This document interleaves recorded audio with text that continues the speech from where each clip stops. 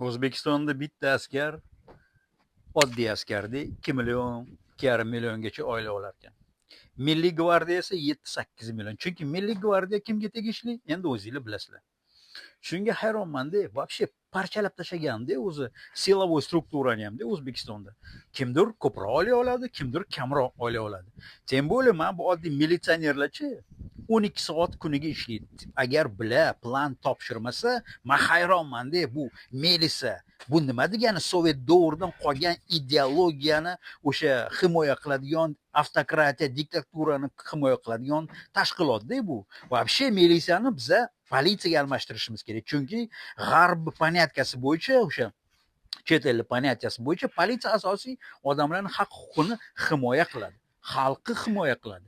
Bizani militsiya esa faqat anu tepadagi komandirlar u komandirlar prezidentgacha faqat pora olib borib beradi. Cho'ntagini, sandig'ini to'ldiraveradi, bular hech qachon to'ymaydi ham. O'shaning uchun do'stlar, biza kim politsiya bo'lishni xohlasa, masalan, anaqa kommentlarga plus yozinglar. Agar militsiya qolib ketsin, shu poraxo'rlik, o'sha poraxo'r prokuratura, poraxo'r militsiya shu sistema bo'lib qolsa, minus qo'yinglar. Qani bir ko'ringlarchi kommentlarda kim qaysi birini, qaysi tomonni tanlaydi. Keyin men ham bitta narsaga hayronmanda.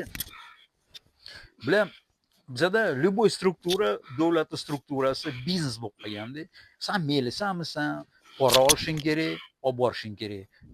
Harbiymisan, o'tda ham pora olishing kerak, tepaga olib chiqib berishing kerak. Bo'lmasam, na anaqa endi должностьda ko'tarilasan, hech qanaqa chest degan narsa yo'q-da umuman. Askarlar, sizlar вообще anaqa xalqqa qasam ichgansanlar, davlatga qasam ichgansanlar, nima qilib yuribsanlar haligacha? Men hayronman. Hozirgi kunda 90% xalq norozi bu hukumatdan. Bu prezidentni onasini ham sen Kreml qo'yib qo'ydi. Undan oldingisini ham Kreml qo'yib qo'ydi. Mana 20 yil bo'ldi kecha Andijondagi bo'lgan voqealarga. Mingtalab odamlar halok bo'ldi. 3 yasharlik, 7 yasharlik yosh bolalar, qariyalar, ayollar vafot bo'ldi o'qdan. Do'stlar, buni kim qildi? Buni o'sha qotillar qildi.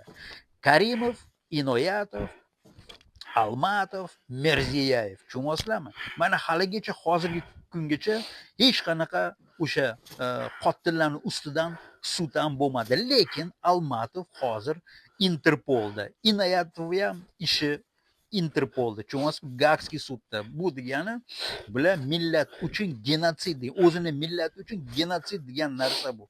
Do'stlar, qachongacha shu narsani biza chidaymiz, bemalol qaraymiz? Mirziyoyev nima dedi? Onasini ham sen, biza yangi O'zbekiston, endi u davrlar o'tib ketdi deb chiqib gapirdi. Bu nima degani? Nima endi Mirziyoyev ham hozir odamni o'ldiryapti. Ana yaqinda haligi izlab tekshirib chiqdim. 23-yili bizada na urush bor, osmonimiz musaffo degan yurtimizda 173 mingta odam o'ldi. Ukrainada urush bo'lyapti, o'tda esa 215 mingta odam o'ldi. Bu nima degani? Bu do'stlar, o'ylab ko'ringlar. Qaysi yurtda yashayapsizlar sizlar? Qaysi yo'nalishga biz ketyapmiz? Tem bo'lib, o'zingizlar bilib qo'yinglar do'stlar. Sovet davrida haligacha biz yashayapmiz. O'sha sistemada yashayapmiz. Masalan, mana bu Pribaltika davlatlarini olsanglar, hammasi rivojlangan, korrupsiya yo'q. Chunki ular manba Kremlga bo'ysunmagan. Yevropa bilan ishlayapti, Yevropa bilan ekonomikasi rivojlanyapti, yangi texnologiyalar kiritilyapti, poraxo'rlik umuman yo'q. Bizani O'zbekistonda haligacha Sovetskiy Soyuzda yashab yuribmizmi? O'sha Sovetskiy sistemada poraxo'rlik ham bor, bizada rivojlanish bizada yo'q umuman. Mana endi nima qilyapmiz? Xitoyliklarga yerlarimizni beryapmiz. Anaqa Kremldagi o'sha oligarxlar bizani не только yerlarimizni xohlagan narsasini qilyapti O'zbekistonda. Na gazini olib kirib sotyapti, na tillarni olib chiqib ketyapti.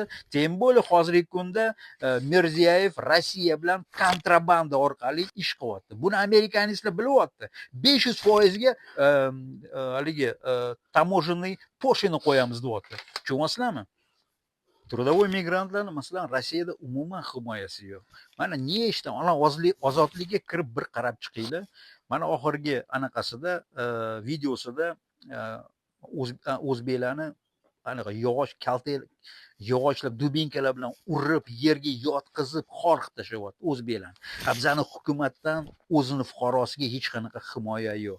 Nima mana shunaqa qilib jim yuraveramiz ha do'stlar. Bu Rossiya bilan biza konkretniy vizaviy rejim qilishimiz kerak.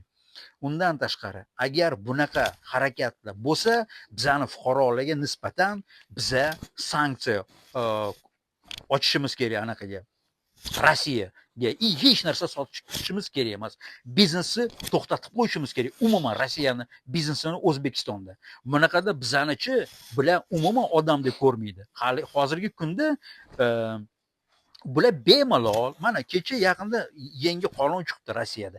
Endi har bitta fuqaro agar o'sha nelegalni migrantni ko'rsa, endi bularga farqi yo'q ruslarga, bilasizlar.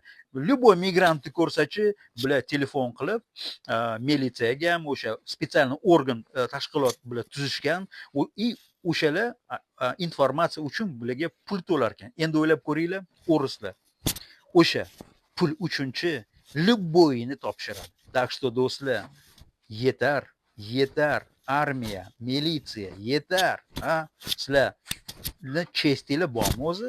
Xalq uchun xizmat qilasizlarmi sizlar o'zi? Yo'q. Sizlar ham o'sha Mirziyevga o'xshagan tovuq bosmisizlar, ha? Do'stlar, o'shaning uchun bir yaxshilab o'ylab ko'ringlar. Erta indin bir narsa bo'lib qolsa, yoningizda xalq turadi. Mirziyev